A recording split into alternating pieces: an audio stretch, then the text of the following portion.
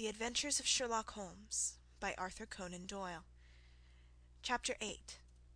The Adventure of the Speckled Band. On glancing over my notes of the 70-odd cases in which I have during the last 8 years studied the methods of my friend Sherlock Holmes, I find many tragic, some comic, a large number merely strange, but none commonplace, for, working as he did rather for the love of his art than for the acquirement of wealth, he refused to associate himself with any investigation which did not tend towards the unusual, and even the fantastic. Of all these varied cases, however, I cannot recall any which presented more singular features than that which was associated with the well-known Surrey family of the Roylotts of Stoke Moran. The events in question occurred in the early days of my association with Holmes, when we were sharing rooms as bachelors in Baker Street. It is possible that I might have placed them upon record before, but a promise of secrecy was made at the time, from which I have only been free during the month by the untimely death of the lady to whom the pledge was given. It is perhaps as well that the facts should now come to light, for I have reasons to know that there are widespread rumours as to the death of Dr. Grimesby Roylott, which tend to make the matter even more terrible than the truth. It was early in April in the year '83 that I woke one morning to find Sherlock Holmes standing, fully dressed, by the side of my bed. He was a late riser as a rule, and as the clock on the mantelpiece showed me that it was only 7:15, I blinked up at him in some surprise, and perhaps just a little resentment, for I was myself regular in my habits. "Very sorry to knock you up, Watson," said he, "but it's the common lot this morning. Mrs. Hudson has been knocked up. She retorted upon me, and I on you." "What is it then, a fire?" "No, a client. It seems that a young lady has arrived in a considerable state of excitement, who insists upon seeing me. She is waiting now in the sitting-room. Now, when young ladies wander about the metropolis at this hour of the morning, and knock sleepy people up out of their beds, I presume that it is something very pressing which they have to communicate. Should it prove to be an interesting case, you would, I am sure, wish to follow it from the outset. I thought, at any rate, that I should call you and give you the chance." "My dear fellow, I would not miss it for anything." I had no keener pleasure than in following Holmes in his professional investigations, and in admiring the rapid deductions, as swift as intuition, and yet always founded on a logical basis, with which he unravelled the problems which were submitted to him. I rapidly threw on my clothes, and was ready in a few minutes to accompany my friend down to the sitting-room. A lady dressed in black and heavily veiled, who had been sitting in the window, rose as we entered. "Good morning, madam," said Holmes cheerily. "My name is Sherlock Holmes. This is my intimate friend and associate, Dr. Watson, before whom you can speak as freely as before myself. Ha! I'm glad to see that Mrs. Hudson has had the good sense to light the fire. Pray draw up to it, and I shall order you a cup of hot coffee, for I observe that you are shivering." "It is not cold which makes me shiver," said the woman in a low voice, changing her seat as requested. "What then?" "It is fear, Mr. Holmes. It is terror." She raised her veil as she spoke, and we could see that she was indeed in a pitiable state of agitation, her face all drawn and grey, with restless frightened eyes, like those of some hunted animal. Her features and figure were those of a woman of 30, but her hair was shot with premature grey, and her expression was weary and haggard. Sherlock Holmes ran her over with one of his quick, all-comprehensive glances. "You must not fear," said he soothingly, bending forward and patting her forearm. "We shall soon set matters right, I have no doubt.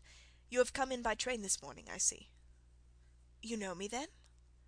"No, but I observed the second half of a return ticket in the palm of your left glove. You must have started early, and yet you had a good drive in a dog-cart along heavy roads before you reached the station." The lady gave a violent start, and stared in bewilderment at my companion. "There is no mystery, my dear madam," said he, smiling. "The left arm of your jacket is spattered with mud in no less than 7 places. The marks are perfectly fresh. There is no vehicle save a dog-cart which throws up mud in that way, and then only when you sit on the left-hand side of the driver." "Whatever your reasons may be, you are perfectly correct," said she.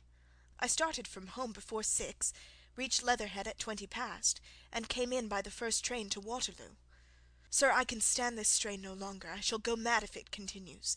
I have no one to turn to, none save only one who cares for me, and he, poor fellow, can be of little aid. I've heard of you, Mr. Holmes.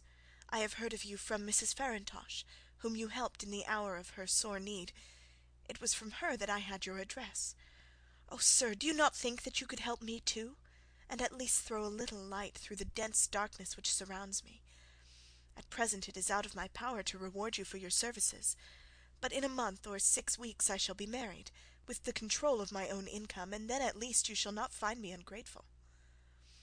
Holmes turned to his desk, and, unlocking it, drew out a small case-book, which he consulted. "Farintosh," said he. "Ah, yes, I recall the case. It was concerned with an opal tiara. I think it was before your time, Watson. I can only say, madam, that I shall be happy to devote the same care to your case as I did to that of your friend.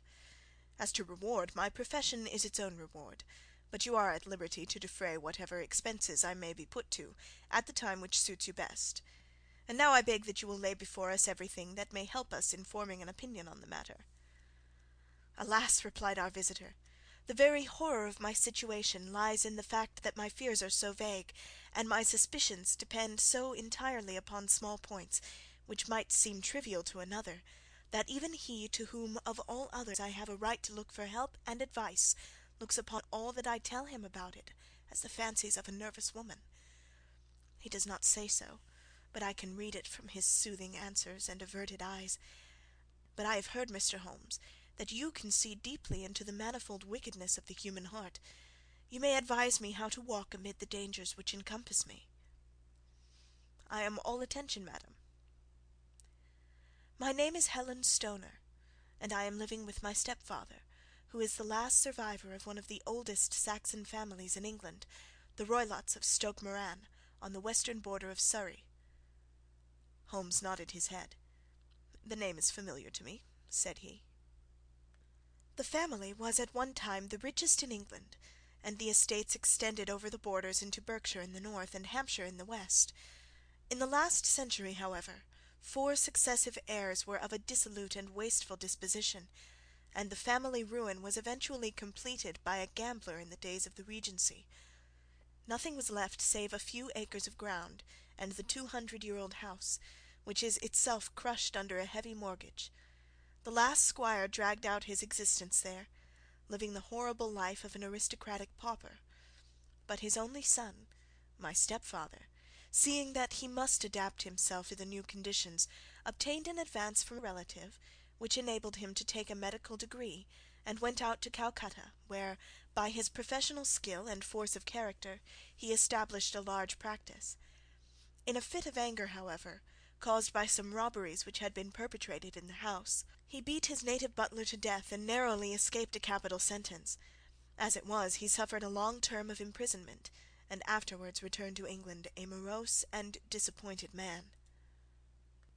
When Dr. Roylott was in India he married my mother, Mrs. Stoner, the young widow of Major General Stoner of the Bengal Artillery. My sister Julia and I were twins, and we were only 2 years old at the time of my mother's remarriage. She had a considerable sum of money, not less than £1,000 a year, and this she bequeathed to Dr. Roylott entirely while we resided with him, with a provision that a certain annual sum should be allowed to each of us in the event of our marriage. Shortly after our return to England my mother died. She was killed 8 years ago in a railway accident near Crewe.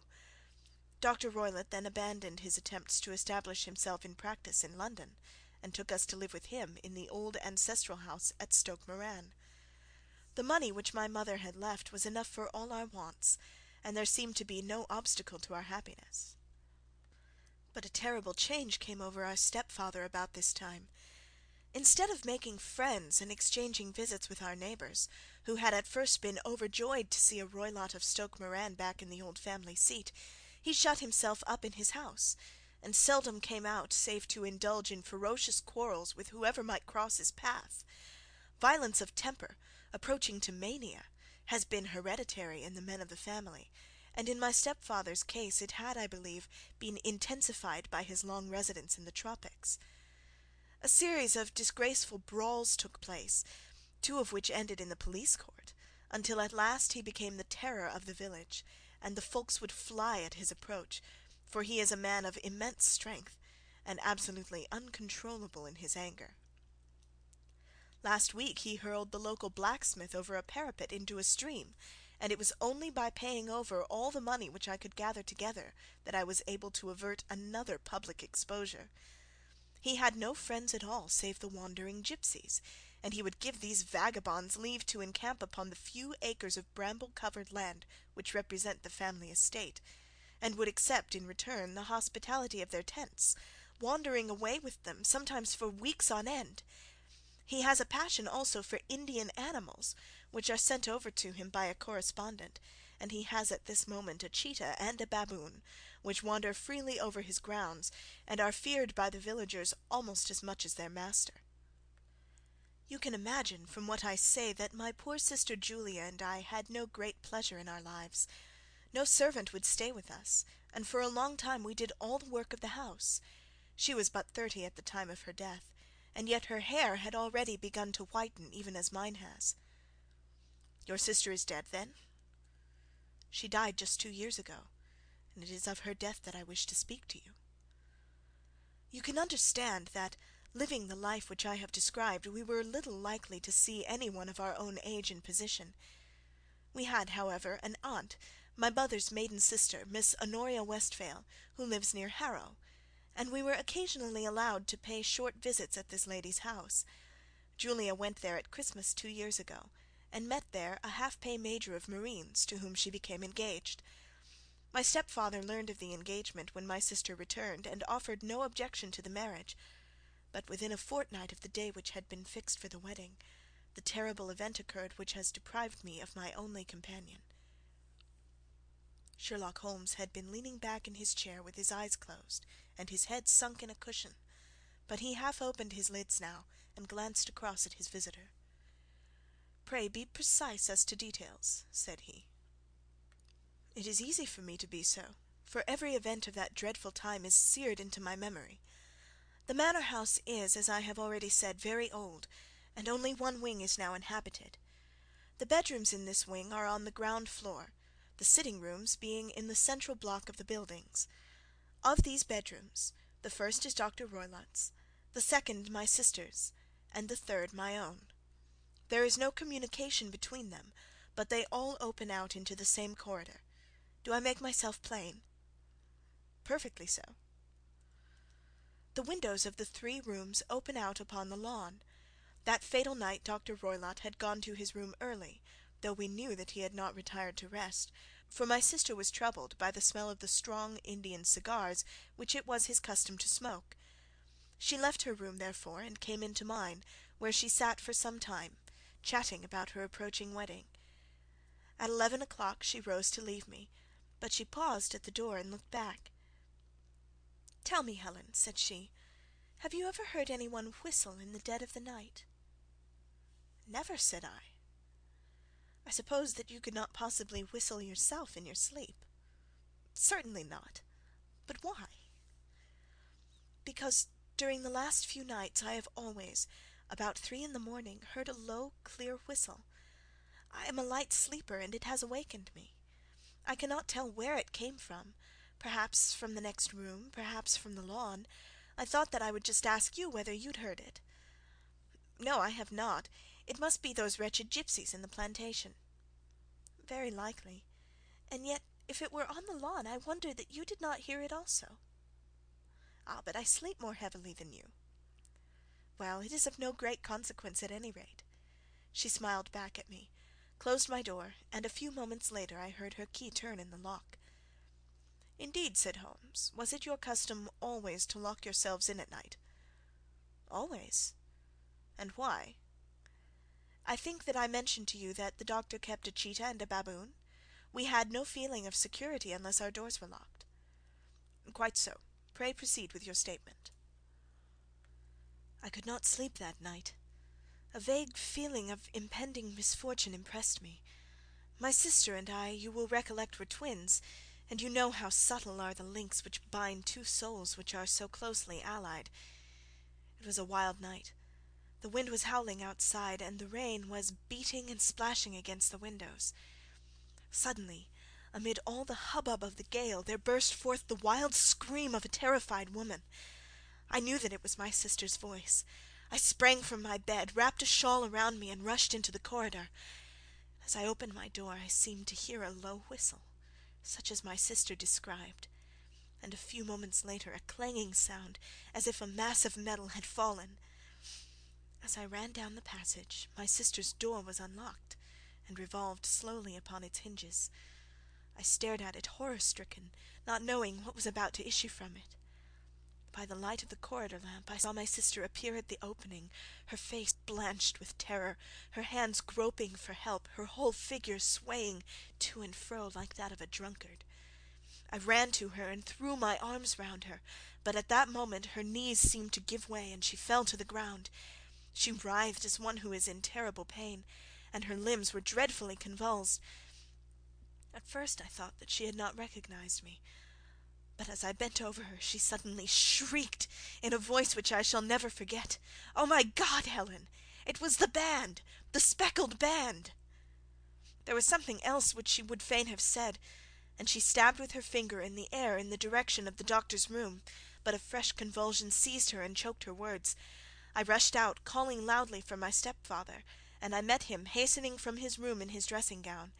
When he reached my sister's side she was unconscious, and though he poured brandy down her throat and sent for medical aid from the village, all efforts were in vain, for she slowly sank and died without having recovered her consciousness. Such was the dreadful end of my beloved sister. "One moment," said Holmes. "Are you sure about this whistle and metallic sound? Could you swear to it?" "That was what the country coroner asked me at the enquiry. It is my strong impression that I heard it, and yet among the crash of the gale and the creaking of an old house I may possibly have been deceived." "Was your sister dressed?" "No, she was in her nightdress. In her right hand was found the charred stump of a match, and in her left a matchbox." "Showing that she had struck a light and looked about her when the alarm took place. That is important. And what conclusions did the coroner come to?" "He investigated the case with great care, for Dr. Roylott's conduct had long been notorious in the county, but he was unable to find any satisfactory cause of death. My evidence showed that the door had been fastened upon the inner side, and the windows were blocked by old-fashioned shutters with broad iron bars, which were secured every night. The walls were carefully sounded, and were shown to be quite solid all round, and the flooring was also thoroughly examined, with the same result. The chimney is wide, but it is barred up by 4 large staples. It is certain, therefore, that my sister was quite alone when she met her end. Besides, there were no marks of any violence upon her." "How about poison?" "The doctors examined her for it, but without success." "What do you think this unfortunate lady died of, then?" "It is my belief that she died of pure fear and nervous shock, though what it was that frightened her I cannot imagine." "Were there gipsies in the plantation at the time?" "Yes, there are nearly always some there." "Ah, and what did you gather from this allusion to a band, a speckled band?" "Sometimes I have thought that it was merely the wild talk of delirium, sometimes that it may have referred to some band of people, perhaps to those very gipsies in the plantation. I do not know whether the spotted handkerchief which so many of them wear over their heads might have suggested the strange adjective which she used." Holmes shook his head like a man who is far from being satisfied. "These are very deep waters," said he. "Pray go on with your narrative." "2 years have passed since then, and my life has been until lately lonelier than ever. A month ago, however, a dear friend, whom I have known for many years, has done me the honour to ask my hand in marriage. His name is Armitage, Percy Armitage, the second son of Mr. Armitage of Cranewater, near Reading. My stepfather has offered no opposition to the match, and we are to be married in the course of the spring. 2 days ago some repairs were started in the west wing of the building, and my bedroom wall has been pierced, so that I have had to move into the chamber in which my sister died, and to sleep in the very bed in which she slept. Imagine, then, my thrill of terror when last night, as I lay awake thinking over her terrible fate, I suddenly heard in the silence of the night the low whistle which had been the herald of her own death. I sprang up and lit the lamp, but nothing's to be seen in the room. I was too shaken to go to bed again, however, so I dressed, and as soon as it was daylight I slipped down, got a dog-cart at the Crown Inn, which is opposite, and drove to Leatherhead, from whence I have come on this morning with the one object of seeing you and asking your advice." "You've done wisely," said my friend. "But have you told me all?" "Yes, all." "Miss Roylott, you have not. You are screening your stepfather." "Why, what do you mean?" For answer Holmes pushed back the frill of black lace which fringed the hand that lay upon our visitor's knee. 5 little livid spots, the marks of 4 fingers and a thumb, were printed upon the white wrist. "You have been cruelly used," said Holmes. The lady coloured deeply and covered over her injured wrist. "He is a hard man," she said, "and perhaps he hardly knows his own strength." There was a long silence, during which Holmes leaned his chin upon his hands and stared into the crackling fire. "This is a very deep business," he said at last. "There are 1,000 details which I should desire to know before I decide upon our course of action. Yet we have not a moment to lose. If we were to come to Stoke Moran to-day, would it be possible for us to see over these rooms without the knowledge of your stepfather? As it happens, he spoke of coming into town to-day upon some most important business. It is probable that he will be away all day, and that there would be nothing to disturb you. We have a housekeeper now, but she's old and foolish, and I could easily get her out of the way." "Excellent. You're not averse to this trip, Watson?" "By no means." "Then we shall both come. What are you going to do yourself?"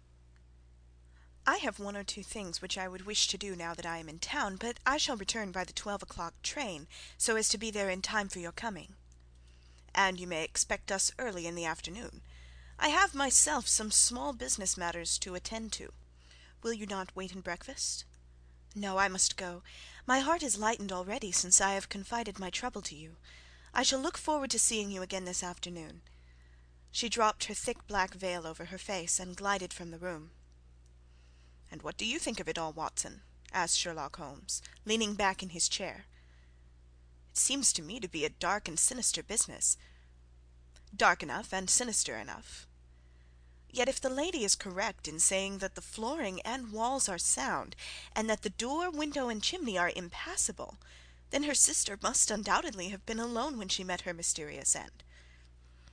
What becomes then of these nocturnal whistles, and what of the very peculiar words of the dying woman? I cannot think.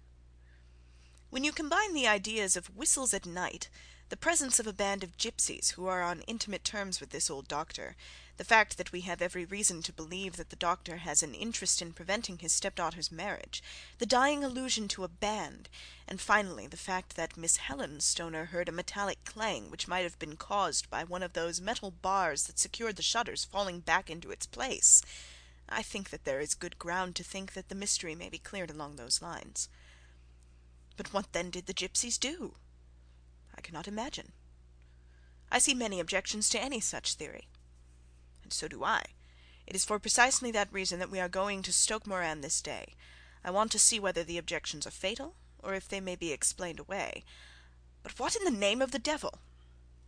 The ejaculation had been drawn from my companion by the fact that our door had suddenly been dashed open, and that a huge man had framed himself in the aperture.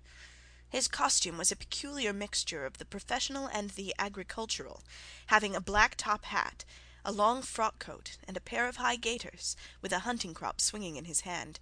So tall was he that his hat actually brushed the crossbar of the doorway, and his breadth seemed to span it across from side to side. A large face, seared with 1,000 wrinkles, burned yellow with the sun, and marked with every evil passion, was turned from one to the other of us, while his deep-set, bile-shot eyes and his high, thin, fleshless nose gave him somewhat the resemblance to a fierce old bird of prey.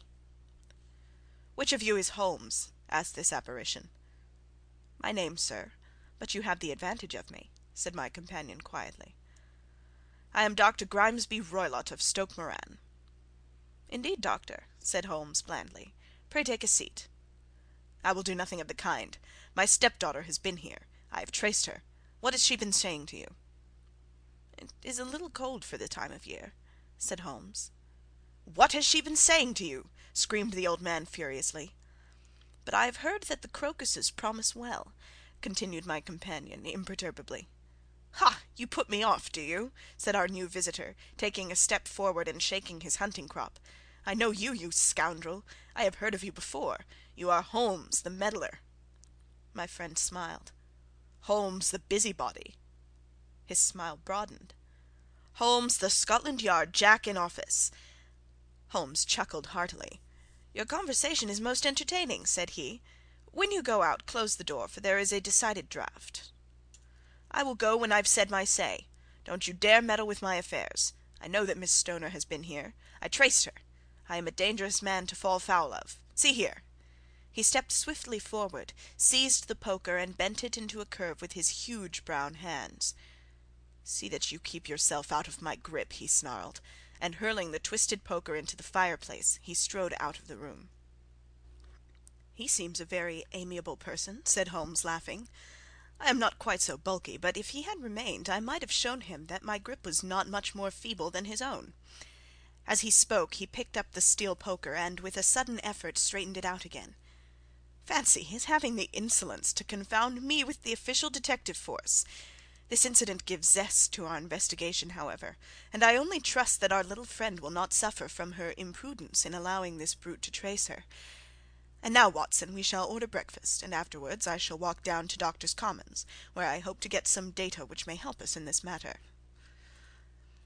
It was nearly 1 o'clock when Sherlock Holmes returned from his excursion. He held in his hands a sheet of blue paper, scrawled over with notes and figures. "I have seen the will of the deceased wife," said he. "To determine its exact meaning I have been obliged to work out the present prices of the investments with which it is concerned. The total income, which at the time of the wife's death was little short of £1,100, is now, through the fall in agricultural prices, not more than £750. Each daughter can claim an income of £250 in case of marriage. It is evident, therefore, that if both girls had married, this beauty would have had a mere pittance, while even one of them would cripple him to a very serious extent. My morning's work has not been wasted, since it has proved that he has the very strongest motives for standing in the way of anything of that sort. And now, Watson, this is too serious for dawdling, especially as the old man is aware that we are interesting ourselves in his affairs. So if you are ready, we shall call a cab and drive to Waterloo. I should be very much obliged if you would slip your revolver into your pocket. An Ely's No. 2 is an excellent argument with gentlemen who can twist steel pokers into knots. That and a toothbrush are, I think, all that we need." At Waterloo we were fortunate in catching a train for Leatherhead, where we hired a trap at the station inn and drove for 4 or 5 miles through the lovely Surrey lanes. It was a perfect day, with a bright sun and a few fleecy clouds in the heavens. The trees and wayside hedges were just throwing out their first green shoots, and the air was full of the pleasant smell of the moist earth. To me, at least, there was a strange contrast between the sweet promise of the spring and this sinister quest upon which we were engaged. My companion sat in front of the trap, his arms folded, his hat pulled down over his eyes, and his chin sunk upon his breast, buried in the deepest thought. Suddenly, however, he started, tapped me on the shoulder, and pointed over the meadows. "Look there," said he. A heavily timbered park stretched up in a gentle slope, thickening into a grove at the highest point. From amid the branches there jutted out the grey gables and high-roofed tree of a very old mansion. "Stoke Moran?" said he. "Yes, sir, that be the house of Dr. Grimesby Roylott," remarked the driver. "There is some building going on there," said Holmes. "That is where we are going." "There's the village," said the driver, pointing to a cluster of roofs some distance to the left. "But if you want to get to the house, you'll find it shorter to get over this stile, and so by the footpath over the fields. There it is, where the lady is walking." "And the lady, I fancy, is Miss Stoner," observed Holmes, shading his eyes.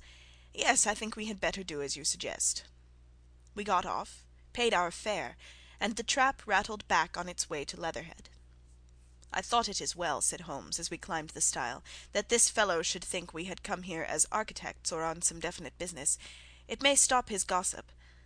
Good afternoon, Miss Stoner. You see that we have been as good as our word." Our client of the morning had hurried forward to meet us with a face which spoke her joy. I have been waiting so eagerly for you," she cried, shaking hands with us warmly. "All has turned out splendidly. Dr. Roylott has gone to town, and it is unlikely that he will be back before evening." "We have had the pleasure of making the doctor's acquaintance," said Holmes, and in a few words he sketched out what had occurred. Miss Stoner turned white to the lips as she listened. "Good heavens!" she cried. "He has followed me, then?" "So it appears. He is so cunning that I never know when I am safe from him. What will he say when he returns?" "He must guard himself, for he may find that there is some one more cunning than himself upon his track. You must lock yourself up from him to-night. If he is violent, we shall take you away to your aunt's at Harrow. Now we must make the best use of our time, so kindly take us at once to the rooms which we are to examine." The building was of grey, lichen-blotched stone, with a high central portion and two curving wings, like the claws of a crab, thrown out on each side. In one of those wings the windows were broken and blocked with wooden boards, while the roof was partly caved in, a picture of ruin.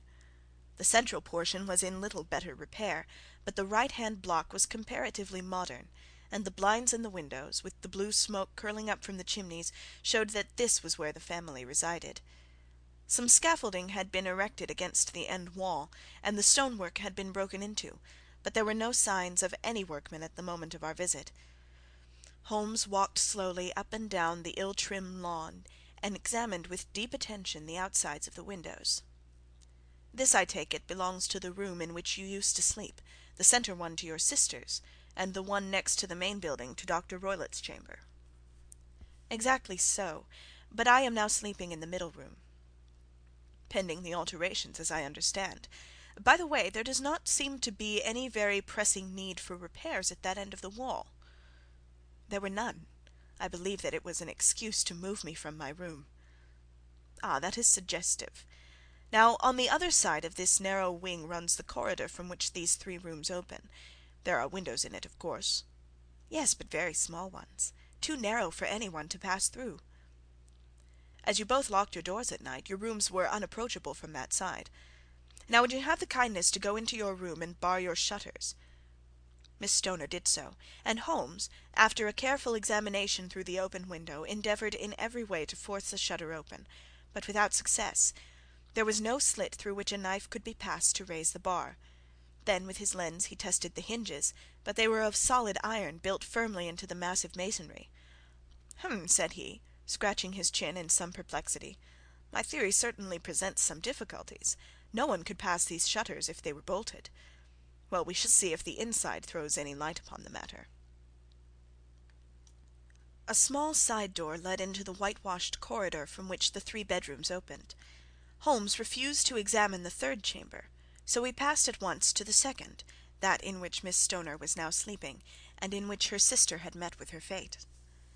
It was a homely little room, with a low ceiling and a gaping fireplace, after the fashion of old country houses. A brown chest of drawers stood in one corner, a narrow white counterpaned bed in another, and a dressing-table on the left-hand side of the window. These articles, with two small wicker-work chairs, made up all the furniture in the room save for a square of Wilton carpet in the centre. The boards round and the panelling of the walls were of brown worm-eaten oak, so old and discoloured that it may have dated from the original building of the house. Holmes drew one of the chairs into a corner and sat silent, while his eyes travelled round and up and down, taking in every detail of the apartment. "Where does that bell communicate with?" he asked at last, pointing to a thick bell rope which hung down beside the bed, the tassel actually lying upon the pillow. "It goes to the housekeeper's room." "It looks newer than the other things." "Yes, it was only put there a couple of years ago." "Your sister asked for it, I suppose?" "No, I never heard of her using it. We used always to get what we wanted for ourselves." "Indeed, it seemed unnecessary to put so nice a bell-pull there. You will excuse me for a few minutes while I satisfy myself as to this floor." He threw himself down upon his face, with his lens in his hand, and crawled swiftly backward and forward, examining minutely the cracks between the boards. Then he did the same with the woodwork with which the chamber was panelled. Finally he walked over to the bed and spent some time in staring at it and in running his eye up and down the wall. Finally he took the bell rope in his hand and gave it a brisk tug. "Why, it's a dummy," said he. "Won't it ring?" "No, it is not even attached to a wire. This is very interesting. You can see now that it is fastened to a hook just above where the little opening for the ventilator is." "How very absurd! I never noticed that before." "Very strange," muttered Holmes, pulling at the rope. "There are one or two singular points about this room. For example, what a fool a builder must be to open a ventilator into another room, when, with the same trouble, he might have communicated with the outside air." "That is also quite modern," said the lady. "Done about the same time as the bell rope," remarked Holmes. "Yes, there were several little changes carried out about that time." "They seem to have been of a most interesting character. Dummy bell ropes, and ventilators which do not ventilate. With your permission, Miss Stoner, we shall now carry our researches into the inner apartment." Dr. Grimesby Roylott's chamber was larger than that of his stepdaughter, but was as plainly furnished. A camp bed, a small wooden shelf full of books, mostly of a technical character, an armchair beside the bed, a plain wooden chair against the wall, a round table, and a large iron safe were the principal things which met the eye. Holmes walked slowly round and examined each and all of them with the keenest interest. "What's in here?" he asked, tapping the safe. "My stepfather's business papers." "Oh, you have seen inside, then?" "Only once, some years ago. I remember that it was full of papers." "There isn't a cat in it, for example?" "No. What a strange idea!" "Well, look at this." He took up a small saucer of milk which stood on the top of it. "No, we don't keep a cat, but there is a cheetah and a baboon." "Ah, yes, of course. Well, a cheetah is just a big cat. And yet a saucer of milk does not go very far in satisfying its wants, I dare say. There is one point which I should wish to determine." He squatted down in front of the wooden chair and examined the seat of it with the greatest attention. "Thank you, that is quite settled," said he, rising and putting his lens in his pocket. "Hullo, here is something interesting." The object which had caught his eye was a small dog lash hung on one corner of the bed. The lash, however, was curled upon itself and tied so as to make a loop of whipcord. "What do you make of that, Watson?" "It's a common enough lash, but I don't know why it should be tied." "That is not quite so common, is it? Ah me, it's a wicked world, and when a clever man turns his brains to crime it is the worst of all. I think that I have seen enough now, Miss Stoner, and with your permission we shall walk out upon the lawn." I have never seen my friend's face so grim or his brow so dark as it was when we turned from the scene of this investigation. We had walked several times up and down the lawn, neither Miss Stoner nor myself liking to break in upon his thoughts before he roused himself from his reverie. "It is very essential, Miss Stoner," said he, "that you should absolutely follow my advice in every respect." "I shall most certainly do so." "The matter is too serious for any hesitation. Your life may depend upon your compliance." "I assure you that I am in your hands." "In the first place, both my friend and I must spend the night in your room." Both Miss Stoner and I gazed at him in astonishment. "Yes, it must be so. Let me explain. I believe that that is the village inn over there." "Yes, that is the Crown." "Very good. Your windows would be visible from there?" "Certainly." "You must confine yourself to your room on pretence of a headache when your stepfather comes back. Then, when you hear him retire for the night, you must open the shutters of your window, undo the hasp, put your lamp there as a signal to us, and then withdraw quietly with everything which you are likely to want into the room which you used to occupy. I have no doubt that, in spite of the repairs, you could manage there for one night." "Oh yes, easily." "The rest you will leave in our hands." "But what will you do?" "We shall spend the night in your room, and we shall investigate the cause of this noise which has disturbed you." "I believe, Mr. Holmes, that you have already made up your mind," said Miss Stoner, laying her hand upon my companion's sleeve. "Perhaps I have." "Then for pity's sake tell me what was the cause of my sister's death." "I should prefer to have clearer proofs before I speak." "You can at least tell me whether my own thought is correct, and if she died from some sudden fright." "No, I do not think so. I think that there was probably some more tangible cause. And now, Miss Stoner, we must leave you, for if Dr. Roylott returned and saw us, our journey would be in vain. Good bye, and be brave, For if you will do what I have told you, you may rest assured that we shall soon drive away the dangers that threaten you." Sherlock Holmes and I had no difficulty in engaging a bedroom and sitting room at the Crown Inn. They were on the upper floor, and from our window we could command a view of the avenue gate, and of the inhabited wing of Stoke Moran Manor House.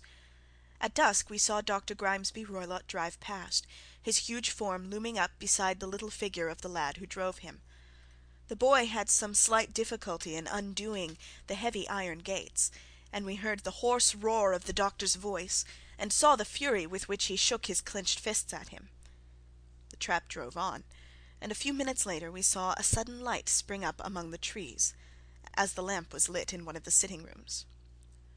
"Do you know, Watson," said Holmes, as we sat together in the gathering darkness, "I have really some scruples as to taking you tonight. There is a distinct element of danger."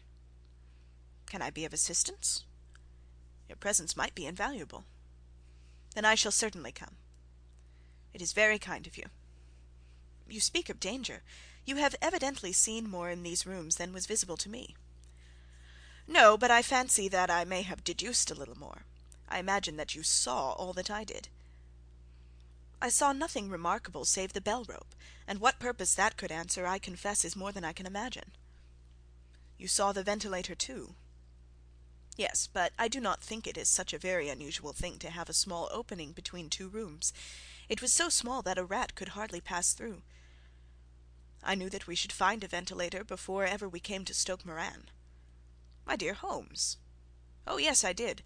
You remember in her statement she said that her sister could smell Dr. Roylott's cigar. Now, of course, that suggested at once that there must be a communication between the two rooms. It could only be a small one, or it would have been remarked upon at the coroner's inquiry. I deduced a ventilator." "But what harm can there be in that?" "Well, there is at least a curious coincidence of dates. A ventilator is made, a cord is hung, and a lady who sleeps in the bed dies. Does not that strike you?" "I cannot as yet see any connection." "Did you observe anything very peculiar about that bed?" "No." "It was clamped to the floor. Did you ever see a bed fastened like that before?" "I cannot say that I have." "The lady could not move her bed. It must always be in the same relative position to the ventilator and to the rope, or so we may call it, since it was clearly never meant for a bell pull." "Holmes," I cried, "I seem to see dimly what you are hinting at. We are only just in time to prevent some subtle and horrible crime." "Subtle enough and horrible enough. When a doctor goes wrong he is the first of criminals. He has nerve and he has knowledge. Palmer and Pritchard were among the heads of their profession. This man strikes even deeper, but I think, Watson, that we shall be able to strike deeper still. But we shall have horrors enough before the night is over. For goodness' sake, let us have a quiet pipe, and turn our minds for a few hours to something more cheerful." About 9 o'clock the light among the trees was extinguished, and all was dark in the direction of the manor house. 2 hours passed slowly away, and then suddenly, just at the stroke of 11, a single bright light shone out right in front of us. "That is our signal," said Holmes, springing to his feet. "It comes from the middle window." As we passed out he exchanged a few words with the landlord, explaining that we were going on a late visit to an acquaintance, and that it was possible that we might spend the night there. A moment later we were out on the dark road, a chill wind blowing in our faces, and one yellow light twinkling in front of us through the gloom to guide us on our sombre errand. There was little difficulty in entering the grounds, for unrepaired breaches gaped in the old park wall. Making our way among the trees, we reached the lawn, crossed it, and were about to enter through the window, when out from a clump of laurel bushes there darted what seemed to be a hideous and distorted child, who threw itself upon the grass with writhing limbs, and then ran swiftly across the lawn into the darkness. "My God!" I whispered. "Did you see it?" Holmes was for the moment as startled as I. His hand closed like a vice upon my wrist in his agitation. Then he broke into a low laugh, and put his lips to my ear. "It is a nice household," he murmured. "That is the baboon." I had forgotten the strange pets which the doctor affected. There was a cheetah too. Perhaps we might find it upon our shoulders at any moment. I confess that I felt easier in my mind when, after following Holmes's example and slipping off my shoes, I found myself inside the bedroom. My companion noiselessly closed the shutters, moved the lamp on to the table, and cast his eyes round the room. All was as we had seen it in the daytime. Then, creeping up to me, and making a trumpet of his hand, he whispered into my ear again so gently that it was all that I could do to distinguish the words, "The least sound would be fatal to our plans." I nodded to show that I had heard. "We must sit without light. He would see it through the ventilator." I nodded again. "Do not go asleep. Your very life may depend upon it. Have your pistol ready in case we should need it. I will sit on the side of the bed, and you in that chair." I took out my revolver and laid it on the corner of the table. Holmes had brought up a long thin cane, and this he placed upon the bed beside him. By it he laid the box of matches and the stump of a candle. Then he turned down the lamp, and we were left in darkness. How shall I ever forget that dreadful vigil? I could not hear a sound, not even the drawing of a breath, and yet I knew that my companion sat open-eyed within a few feet of me, in the same state of nervous tension in which I was myself. The shutters cut off the least ray of light, and we waited in absolute darkness. From outside came the occasional cry of a night-bird, and once at our very window a long-drawn cat-like whine, which told us that the cheetah was indeed at liberty. Far away we could hear the deep tones of the parish clock, which boomed out every quarter of an hour. How long they seemed, those quarters! 12 struck, and 1, and 2, and 3, and still we sat waiting silently for whatever might befall. Suddenly there was the momentary gleam of a light up in the direction of the ventilator, which vanished immediately, but was succeeded by a strong smell of burning oil and heated metal. Someone in the next room had lit a dark lantern. I heard a gentle sound of movement, and then all was silent once more, though the smell grew stronger. For half an hour I sat with straining ears. Then suddenly another sound became audible, a very gentle, soothing sound, like that of a small jet of steam escaping continually from a kettle.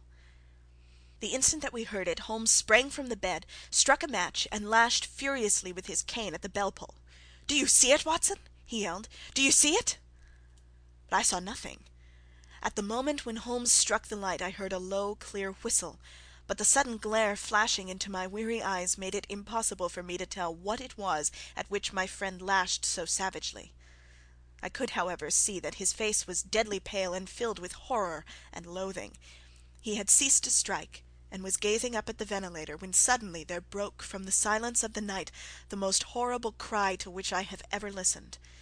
It swelled up louder and louder, a hoarse yell of pain and fear and anger all mingled in one dreadful shriek. They say that away down in the village, and even in the distant parsonage, that cry raised the sleepers from their beds. It struck cold to our hearts, and I stood gazing at Holmes, and he at me, until the last echoes of it had died away into the silence from which it rose. "What can it mean?" I gasped.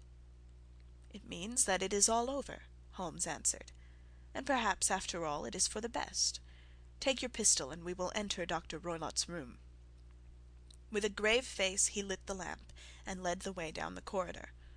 Twice he struck at the chamber door without any reply from within. Then he turned the handle, and entered, I at his heels, with the cocked pistol in my hand. It was a singular sight which met our eyes. On the table stood a dark lantern with the shutter half open, throwing a brilliant beam of light upon the iron safe, the door of which was ajar. Beside this table, on the wooden chair, sat Dr. Grimesby Roylott, clad in a long grey dressing-gown, his bare ankles protruding beneath, and his feet thrust into red heel-less Turkish slippers. Across his lap lay the short stock with the long lash which we had noticed during the day. His chin was cocked upward, and his eyes were fixed in a dreadful rigid stare at the corner of the ceiling. Round his brow he had a peculiar yellow band, with brownish speckles which seemed to be bound tightly round his head. As we entered he made neither sound nor motion. "The band! The speckled band!" whispered Holmes. I took a step forward. In an instant his strange headgear began to move, and there reared itself from among his hair the squat, diamond-shaped head and puffed neck of a loathsome serpent. "It is a swamp adder," cried Holmes, "the deadliest snake in India. He has died within 10 seconds of being bitten. Violence does, in truth, recoil upon the violent, and the schemer falls into the pit which he digs for another. Let us thrust this creature back into its den, and we can then remove Miss Stoner to some place of shelter, and let the county police know what has happened." As he spoke he drew the dog whip swiftly from the dead man's lap, and throwing the noose round the reptile's neck, he drew it from its horrid perch, and, carrying it at arm's length, threw it into the iron safe, which he closed upon it. Such are the true facts of the death of Dr. Grimesby Roylott of Stoke Moran. It is not necessary that I should prolong a narrative which has already run too great a length, by telling how we broke the sad news to the terrified girl, how we conveyed her by the morning train to the care of her good aunt at Harrow, of how the slow process of official enquiry came to the conclusion that the doctor met his fate while indiscreetly playing with a dangerous pet. The little which I had yet to learn of the case was told me by Sherlock Holmes as we travelled back the next day. "I had," said he, "come to an entirely erroneous conclusion, which shows, my dear Watson, how dangerous it always is to reason from insufficient data. The presence of the gipsies, and the use of the word band, which was used by the poor girl, no doubt, to explain the appearance which she had caught a hurried glimpse of by the light of her match, were sufficient to put me upon an entirely wrong scent. I can only claim the merit that I instantly reconsidered my position, when, however, it became clear to me that whatever danger threatened an occupant of the room could not come either from the window or the door. My attention was speedily drawn, as I have already remarked to you, to this ventilator, and to the bell rope which hung down to the bed. The discovery that this was a dummy, and that the bed was clamped to the floor, instantly gave rise to the suspicion that the rope was there as a bridge for something passing through the hole and coming to the bed. The idea of a snake instantly occurred to me, and when I coupled it with my knowledge that the doctor was furnished with a supply of creatures from India, I felt that I was probably on the right track.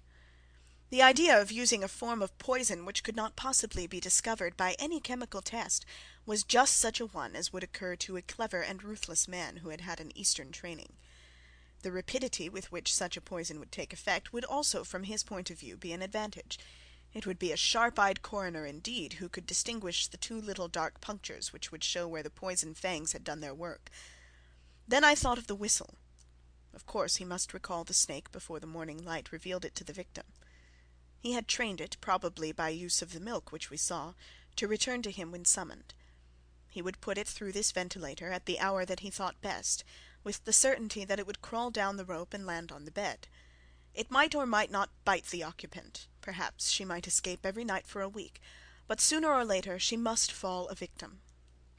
I had come to these conclusions before I had ever entered his room. An inspection of his chair showed me that he had been in the habit of standing on it, which of course would be necessary in order that he should reach the ventilator. The sight of the safe, the saucer of milk, and the loop of whipcord were enough to finally dispel any doubts which may have remained. The metallic clang heard by Miss Stoner was obviously caused by her stepfather hastily closing the door of his safe upon its terrible occupant. Having once made up my mind, you know the steps which I took in order to put the matter to the proof. I heard the creature hiss, as I have no doubt that you did also, and I instantly lit the light and attacked it, with the result of driving it through the ventilator, and also with the result of causing it to turn upon its master at the other side. Some of the blows of my cane came home and roused its snakish temper, so that it flew upon the first person it saw.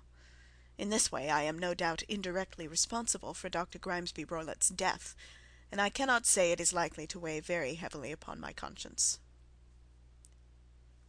End of The Adventure of the Speckled Band.